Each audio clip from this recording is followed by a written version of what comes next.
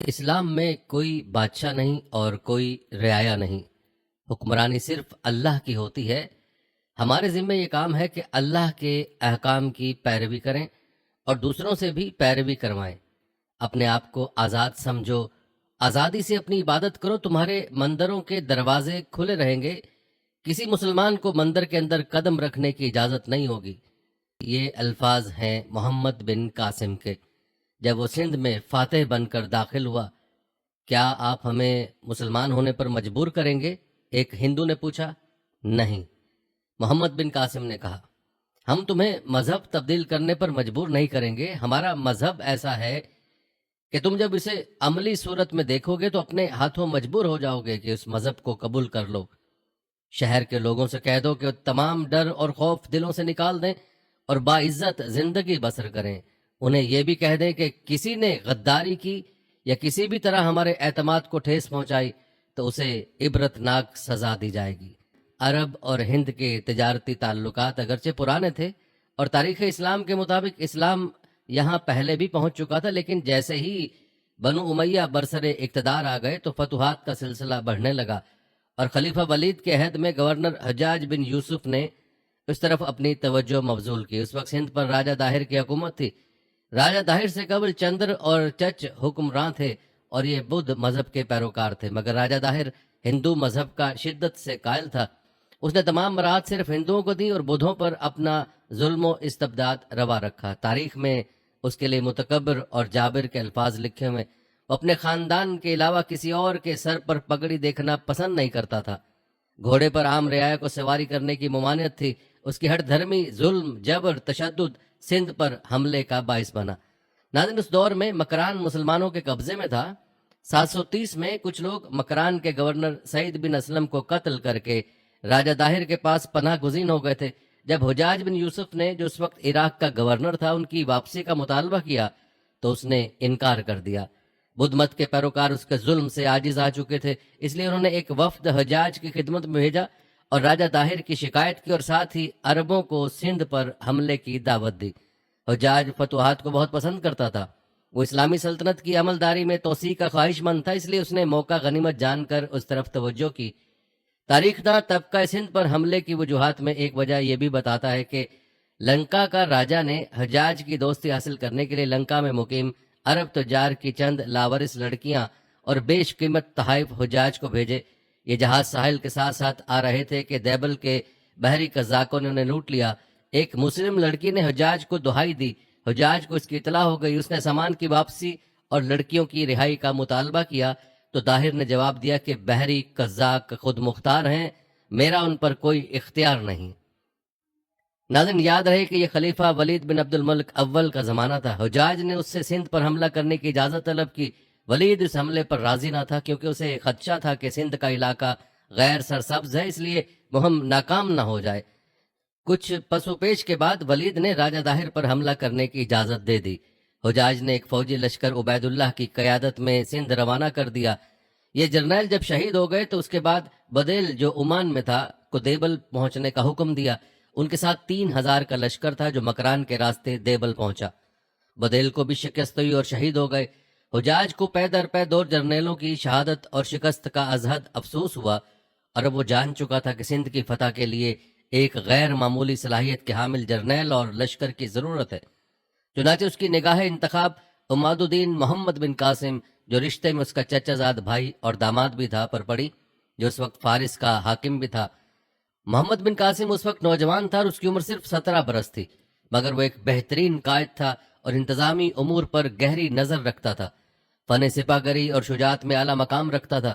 711 میں حجاج نے اسے 12,000 کا لشکر، جس میں 6,000 شامی اور 6,000 عراقی فوجی تھے، دے کر موسم خزاں میں خشکی کے راستے سے بھیجا اور اسے اگلے اقدام کے لیے اپنی ہدایت کا پابند بنایا۔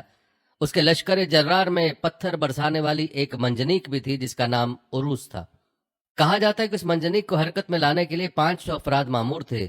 فوج کا ضروری جنگی اور غذائی سامان بحری راستے کے ذریعے محمد بن قاسم کے لشکر کے ساتھ دیبل پہنچا، جو اس وقت بندرگاہ تھی۔ تاریخ میں یہ واقعہ بھی لکھا ہے کہ محمد بن قاسم کے لشکر کے ساتھ مقامی آبادی کے افراد بھی فوج میں شامل ہوتے رہے۔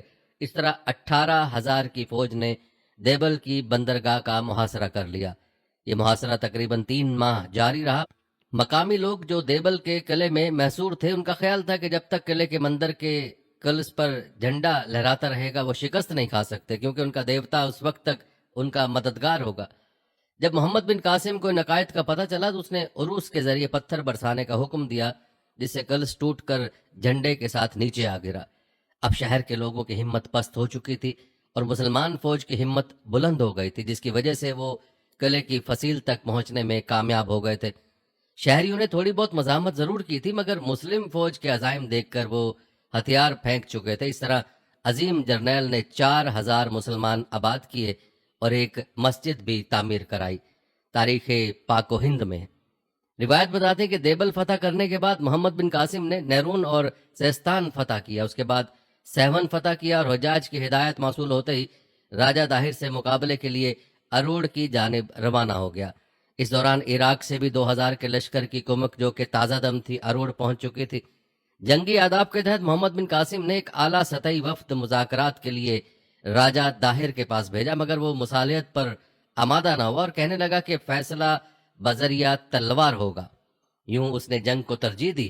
تاریخ پاک و ہند میں لکھا ہے کہ رات کی تاریکی تھی، راجہ داہر کے لشکر کے تیر انداز مسلم فوج کو پل نہیں بنانے دے رہے تھے، کیونکہ دونوں کے بیچ دریائے سندھ حائل تھا۔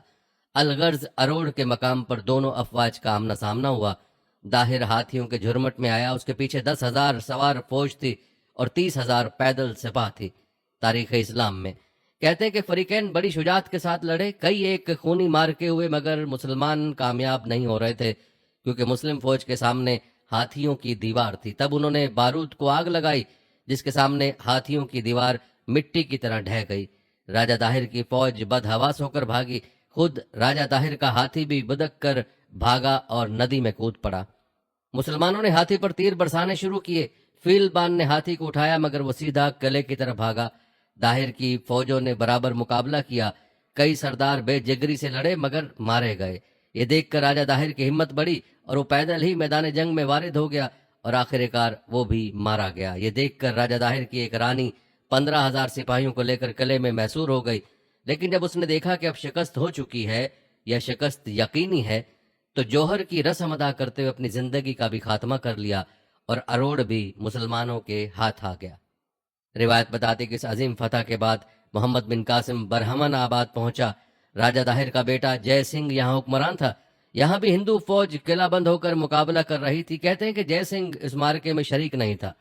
شہریوں نے محاصرے سے تنگ آ کر قلعے کے دروازہ کھول دیا اور مسلم فوج شہر میں داخل ہو گئی۔ بعض مورخین کہتے ہیں کہ داہر کی ایک بیوی لاڈی یہاں موجود تھی، جسے محمد بن قاسم نے اپنے نکاح میں لے لیا تھا۔ اروڑ داہر کے دوسرے بیٹے کے قبضے میں تھا، جس کا نام گولی تھا۔ اس نے بھی چند روز تو محمد بن قاسم کا مقابلہ کیا، آخر راہ فرار اختیار کی اور یہ قلعہ بھی مسلمانوں کے ہاتھ فتح ہو گیا۔ اس کے بعد محمد بن قاسم نے ملتان کی جانب پیش قدمی کی، کیونکہ اس وقت ملتان سندھ کا حصہ تھا اور مذہبی طور پر بدھوں کا بڑا مرکز تھا اور ان کا تیرتھ بھی۔ یہاں کے بت کدے میں بے شمار دولت تھی جو مسلمانوں کے قبضے میں آئی۔ بلازری کے بیان کے مطابق 18 گز لمبا اور 10 گز چوڑا ایک کمرہ صرف سونے سے بھرا ہوا تھا، جبکہ ایک دوسری روایت کے مطابق ملتان سے محمد بن قاسم کو ایک مندر کا محفوظ خزانہ ہاتھ لگا جو سینکڑوں من سونے پر مشتمل تھا۔ کہتے محمد بن قاسم نے اس خزانے سے وہ وعدہ پورا کیا جو حجاج نے خلیفہ ولید سے کیا تھا کہ مہم پر خرچ ہونے والی تمام رقم کا دگنا شاہی خزانے میں داخل کرا دے گا۔ کہتے ملتان کی سرزمین کو اس وقت مرکزی حیثیت حاصل تھی۔ سندھ کے اکثر شکست خوردہ حکمرانوں نے مشورہ دیا کہ قلعہ بند ہو جاؤ، چنانچہ مسلمانوں نے کئی ہفتے بلکہ مہینوں تک محاصرہ کیے رکھا۔ چرچ نامے میں لکھا ہے کہ دوران محاصرہ ایک ملتانی پکڑا گیا جس نے مسلم فوج کو قلعے میں پانی کی سپلائی بند کرنے کا مشورہ دیا۔ تدبیر کارگر ثابت ہوئی، دروازہ کھل گیا اور انہوں نے مسلمانوں کی اطاعت قبول کر لی۔ روایت بتاتے ہیں کہ ملتان کی فتح کے بعد محمد بن قاسم نے شمال ہند کو سرسبز و شاداب علاقے کی جانب متوجہ ہونے کے لیے قدم بڑھائے۔ پہلے فتوج کے راجہ کو دعوت اسلام دی، لیکن اس نے قبول نہ کی تو محمد بن قاسم نے فتوج پر حملے کی تیاری شروع کر دی۔ اس دوران 95 ہجری میں حجاج بن یوسف کا انتقال ہو گیا، جس پر محمد بن قاسم فتوج پر فوج کشی کی بجائے واپس آ گیا۔ کہتے ہیں حجاج بن یوسف کے انتقال کے کچھ ہی عرصے بعد ولید بن عبد الملک نے مشرقی ممالک کے تمام گورنروں کے نام احکامات جاری کیے کہ تمام فتوحات اور پیش قدمی روک دیں۔ یوں محمد بن قاسم کی شمال ہند کی فتوحات کی خواہش پوری کرنے کی حالات نے اجازت نہ دی، اور کچھ ہی ماہ بعد خلیفہ ولید بن عبد الملک کا بھی 96 ہجری میں انتقال ہو گیا۔ روایت کے مطابق اموی خلیفہ ولید بن عبد الملک کے انتقال کے ساتھ ہی فاتح سندھ محمد بن قاسم کا زوال شروع ہو گیا، کیونکہ ولید کے بعد اس کا بھائی سلیمان بن عبد الملک جانشین مقرر ہوا، جو حجاج بن یوسف کا سخت دشمن تھا۔ حجاج کا انتقال اگرچہ اس کی خلافت کے آغاز سے قبل ہی ہو گیا، لیکن اس عداوت کا بدلہ اس نے حجاج کے تمام خاندان سے لیا، اور محمد بن قاسم کی تمام خدمات اور کارناموں کو نظر انداز کرتے ہوئے اس حجاج کے خاندان کا فرد ہونے کے جرم میں عذاب کا نشانہ بنایا۔ سلیمان نے یزید بن ابی کبشہ کو سندھ کا والی بنا کر بھیجا اور حکم دیا کہ محمد بن قاسم کو گرفتار کر کے بھیجو۔ محمد بن قاسم کے ساتھیوں کو جب اس گرفتاری کا پتہ چلا تو انہوں نے محمد بن قاسم سے کہا، ہم تمہیں اپنا امیر جانتے ہیں اور اس کے لیے تمہارے ہاتھ پر بیعت کرتے ہیں، خلیفہ کا ہاتھ ہرگز تم تک نہیں پہنچنے دیں گے۔ لیکن محمد بن قاسم نے خلیفہ کے حکم کے سامنے اپنے آپ کو جھکا دیا۔ ناظرین، یہ اس کی عظمت کی سب سے بڑی دلیل ہے کہ اگر وہ ایسا نہ کرتا تو اس کی امداد کے لیے سندھ کے ریگستان کا ہر ذرہ آتا، لیکن اس نے اپنے آپ کو ابی کبشہ کے سپرد کر دیا۔ کہتے محمد بن قاسم کو گرفتار کرنے کے بعد دمشق بھیجا گیا۔ سلیمان نے اسے واسط کے قید خانے میں قید کروا لیا۔ 7 ماہ بعد قید خانے کی صعوبتیں جھیلنے کے بعد وہ واپس اس دنیا سے رخصت ہو گیا۔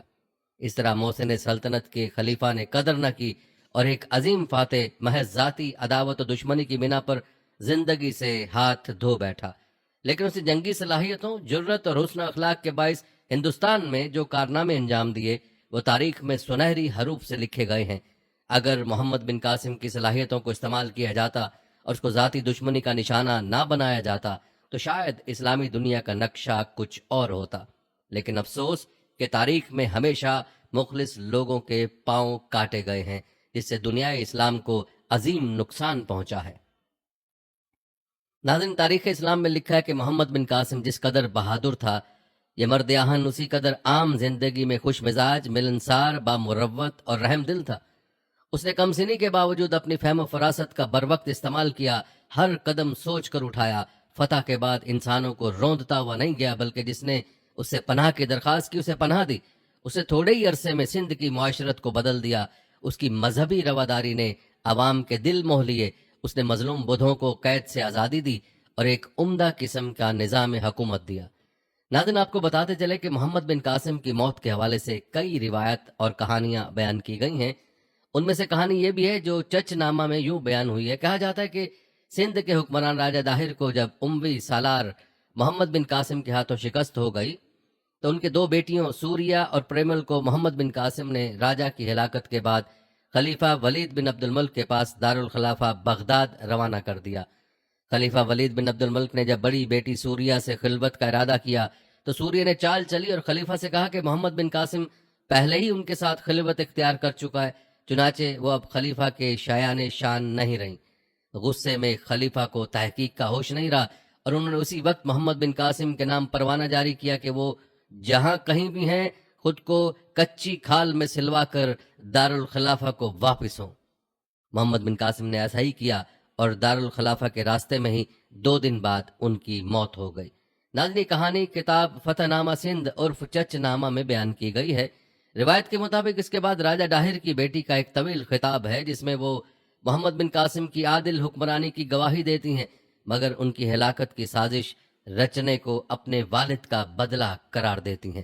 اسی خطاب میں وہ محمد بن قاسم کے بارے میں بھی کہتی ہیں کہ انہیں فرما برداری بھی عقل سے کام لینا چاہیے تھا، اور خلیفہ کو بھی کہتی ہیں کہ اسے بھی سنی سنائی بات پر اتنا سخت حکم جاری کرنے سے قبل تحقیق کر لینی چاہیے تھی۔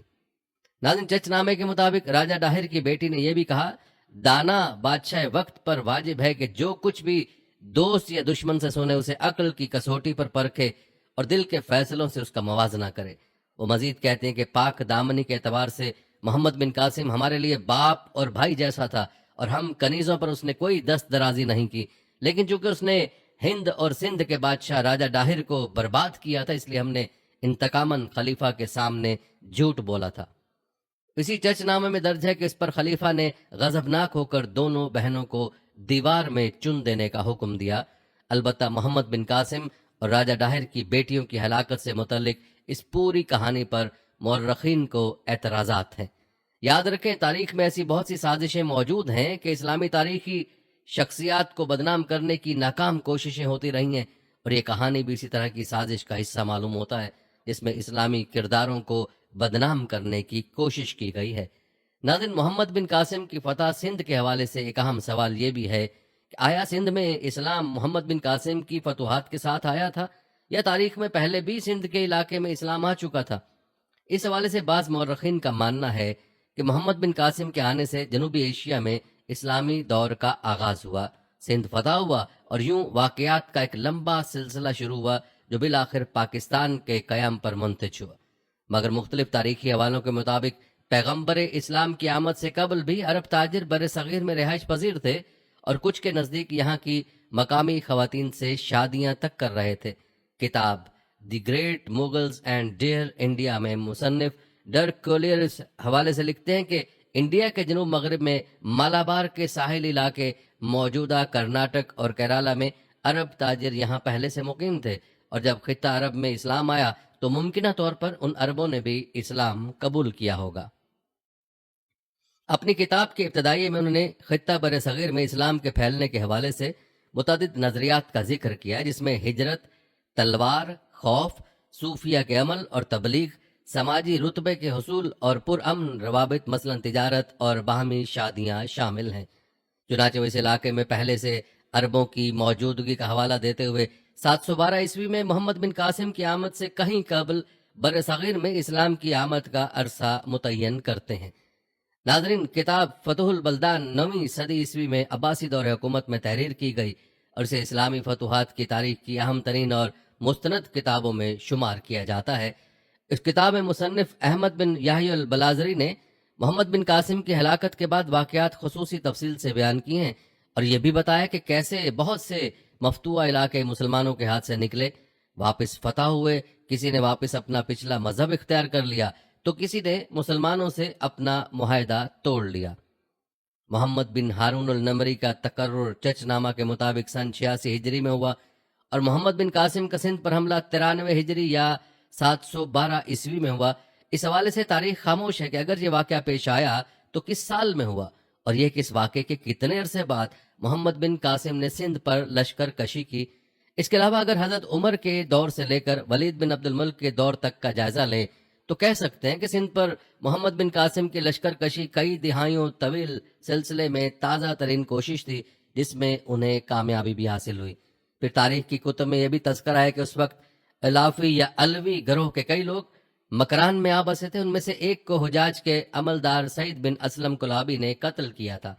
چنانچہ بدلے میں الافیوں نے بھی سعید بن اسلم کو قتل کر دیا، جس پر حجاج بن یوسف نے الافیوں کی سرکوبی کا فیصلہ کیا تھا۔ جب خلافت اموی کی طرف سے مکران میں بسے ان الافیوں کے خلاف بار بار مہمات کی گئیں تو یہ لوگ سندھ میں راجہ ڈاہر کے پاس چلے گئے۔ چنانچہ یہ بھی ایک وجہ تھی کہ خود حجاج بن یوسف کے دور میں مکران اور سندھ کی طرف بنو امیہ کے مخالفین موجود تھے۔ ناظرین، روایت بتاتے کہ سندھ کی فتح کی اس مہم پر بلازری کے مطابق 6 کروڑ درہم خرچ ہوئے، اور اس کے بدلے میں 12 کروڑ درہم کا مال غنیمت حاصل ہوا۔ چنانچہ منان احمد آصف اپنے ایک مضمون میں لکھتے ہیں، جب سندھ پر حملہ ہوا تو اس کا تعلق بنو امیہ کی شاخ مروان کے مالیاتی امور یا باغیوں کے خلاف سرحدی خطے پر قبضے سے تھا، نہ کہ قزاقوں کی کسی رومانوی داستان سے۔ ناظرین، آپ کو مزید بتاتے چلے کہ چچ نامہ میں محمد بن قاسم کی ہلاکت کی جو کہانی بیان ہوئی ہے کہ راجہ ڈاہر کی 2 بیٹیوں کی سازش کی وجہ سے ہوئی، یہ کہانی من گھڑت اور افسانوی ہے۔ سندھ کے معروف محقق اور دانشور ڈاکٹر نبی بخش خان بلوچ نے چچ نامہ کی صحت اور اس میں موجود تاریخی حوالوں کے بارے میں جرح کی ہے۔ ڈاکٹر این بلوچ کا چچ نامہ پر تحریر کیا گیا مقدمہ بھی اپنے آپ میں ایک پوری کتاب ہے، جس میں انہوں نے محمد بن قاسم کی ہلاکت اور پھر راجہ ڈاہر کی بیٹیوں کے بغداد کی کسی دیوار میں چن دیے جانے کی کہانی کو کہانی ہی قرار دیا ہے، حقیقت نہیں۔ ڈاکٹر صاحب لکھتے ہیں، سب سے پہلے تو اس کہانی کے مطابق خلیفہ نے محمد بن قاسم کو دارالخلافہ بغداد بلوایا، حالانکہ اس زمانے میں بغداد کا وجود نہیں تھا، بلکہ دارالخلافہ دمشق تھا۔ اس کے بعد اس میں لکھا گیا کہ محمد بن قاسم کی موت خلیفہ ولید بن عبد الملک کے حکم پر ہوئی، تاہم بلازری اور دیگر مورخین کے مطابق یہ واقعہ خلیفہ سلیمان بن عبد الملک کے دور میں پیش آیا۔ بلازری کے مطابق ولید بن عبد الملک کی موت کے بعد سلیمان بن عبد الملک حکمران ہوئے تو انہوں نے صالح بن عبد الرحمن کو عراق کا والی اور وہ یزید بن ابی قبشہ کو سندھ کا عملدار مقرر کیا۔ یزید نے محمد بن قاسم کو گرفتار کر کے صالح کے پاس عراق بھیج دیا، جہاں انہیں حجاج بن یوسف کے سابقہ انتظامی ہیڈ کوارٹر واسط کے ایک عقوبت خانے میں قید کر کے ایذا رسانیاں کی گئیں اور وہ ہلاک ہو گئے۔ ناظرین، معلوم ہوا کہ محمد بن قاسم کی موت کے حوالے سے جو تفصیل پہلے بیان ہوئی ہے وہی حقیقت ہے، باقی کی سب کہانیاں ہیں جن کا حقیقت سے کوئی تعلق نہیں۔ ناظرین، آپ کو بتاتے چلیں کہ فتح البلدان میں لکھا ہے کہ جب محمد بن قاسم قید میں تھے تو انہوں نے اپنے ساتھ ہونے والے سلوک پر اشعار کہے تھے، جن کا ترجمہ یہ ہے: ہر چند کے میں واسط میں بیڑیوں میں جکڑا ہوا ہوں، مگر کبھی میں نے ایران کے کتنے ہی شاہ سوار زیر کیے اور اپنے جیسے کتنے ہی پہلوانوں کو پچھاڑا ہے۔ ایک اور شعر جو محمد بن قاسم سے منسوب کیا گیا وہ کچھ یوں ہے: انہوں نے مجھے ضائع کر دیا، جوان بھی ایسا کہ مرد نبرد اور سرحد کا محافظ تھا۔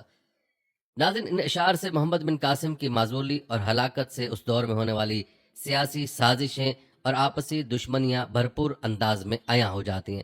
کتنے افسوس کا مقام ہے کہ ایک ایسے سپہ سالار کو جس نے صدیوں بعد اسلام کا جھنڈا سندھ کے علاقے میں دوبارہ گاڑا اور فتوحات کے سلسلے کو آگے بڑھا رہا تھا، اس کی ذاتی عداوت کو نشانہ بنا دیا گیا اور دنیا اسلام کے ایک روشن چراغ کو بجھا دیا۔ تاریخ میں محمد بن قاسم پر ایک الزام یہ بھی عائد کیا جاتا ہے کہ سندھ پر حملہ کرنے میں محمد بن قاسم کا مقصد مال و املاک کا حصول اور مملک کی توسیع تھی، لیکن حقیقت یہ ہے کہ محمد بن قاسم کی جانب سے سندھ پر حملے کی وجہ مظلوموں کی داد رسی تھی، نہ کہ املاک کا حصول اور مملکت کی توسیع پسندی تھی۔ تاریخ گواہ ہے کہ محمد بن قاسم خوداداد صلاحیتوں سے مالا مال اور قابل لیڈر تھے، اور انہوں نے سندھ کو فتح کرنے کے بعد وہاں نظام عدل قائم کیا، مال گزاری کے وصول کرنے کے حق کو بھی مقامی باشندوں کے ذمہ ہی رہنے دیا۔ اس رعایت سے مقامی باشندے نہ صرف خوش ہوئے بلکہ انہوں نے اس عفو و کرم اور حسن سلوک کا بہت چرچا کیا، جس سے ماحول خوشگوار ہوتا گیا۔ اس طرح وہاں کے لوگوں نے نہ صرف محمد بن قاسم کی اطاعت قبول کی بلکہ اپنے ہم قوم افراد کو یہ کہہ کر اطاعت پر آمادہ کیا کہ ہماری سلطنت تباہ ہو گئی تھی، فوجی طاقت جاتی رہی، اب ہم میں مقابلے کی ہمت نہیں، اگر ہم اپنے گھروں سے اور جائیداد سے محروم کر دیے جاتے تو ہمارے لیے کہیں ٹھکانہ نہ ہوتا۔ ان فاتحین کی مروت و عدل سے ہمارا سب کچھ محفوظ ہے۔ مزید یہ کہ محمد بن قاسم نے دیگر مذاہب کے لوگوں کو ان کی عبادت گاہوں میں عبادت کی اجازت دی۔ ناظرین، سید طفیل احمد منگلوری لکھتے ہیں کہ محمد بن قاسم کا برہمنوں کے ساتھ حسن سلوک اور ان کی عبادت گاہوں کی دیکھ بھال کا اس دور کے ہندو مورخوں نے بھی اعتراف کیا ہے۔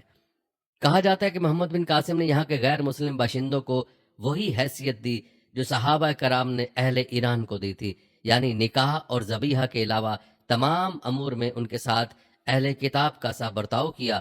محمد بن قاسم نے تمام مفتوحہ علاقوں میں مسلمانوں کی بستیاں قائم کیں، مساجد تعمیر کیں، عوام کو ان کے حقوق سے آشنا کیا، ان کے جان و مال اور عزت و آبرو کی اہمیت و حرمت کے بارے میں آگاہ کیا۔ ان اقدامات سے انسانی حقوق کے حوالے سے اسلام کا پیغام یہاں کے لوگوں تک پہنچا، جس کے نتیجے میں بڑی تعداد میں لوگ مسلمان ہوئے۔ محمد بن قاسم کے فتح سندھ اور واپسی عراق روانگی کے بعد تقریباً 300 سال کا زمانہ، جس میں بنو امیہ اور بنو عباس کے خلفاء سندھ پر حکمران ہوتے رہے، انہوں نے عرب اور سندھ و ہند کے تعلقات کو علمی اور تہذیبی بنیادوں پر استوار کیا۔ یوں محمد بن قاسم کے ہاتھوں سندھ کی فتح گویا اس خطے میں سیاسی، تہذیبی اور علمی روشن خیالی کے دور کا آغاز تھا۔ ناظرین، اسلام دشمن عناصر نے ہمیشہ سے کوشش کی ہے کہ اسلام کے اصل ہیروز کے کردار کو مشکوک بنائے اور نوجوانوں تک ان کے اصل کارناموں کا نہ پہنچنے دے، لیکن یاد رکھیں تاریخی حقائق کو چھپایا نہیں جا سکتا۔ مورخین لکھتے ہیں کہ یہ فوجی مہم اس لحاظ سے بڑی تاریخی کہی جا سکتی ہے کہ لشکر کشی کے باوجود اس میں مذہبی رواداری اور فراخ دلی کا وہ نمونہ پیش کیا گیا جو اسلام کی حقیقی تعلیم ہے۔ سندھ کی فتح کے بعد غازی محمد بن قاسم نے غیر مسلم مفتوحین، صلاح خواہوں اور امن پسندوں سے جو روادارانہ سلوک اور فیاضانہ برتاؤ کیا، وہ دنیا کی تاریخ میں اپنی مثال آپ ہے۔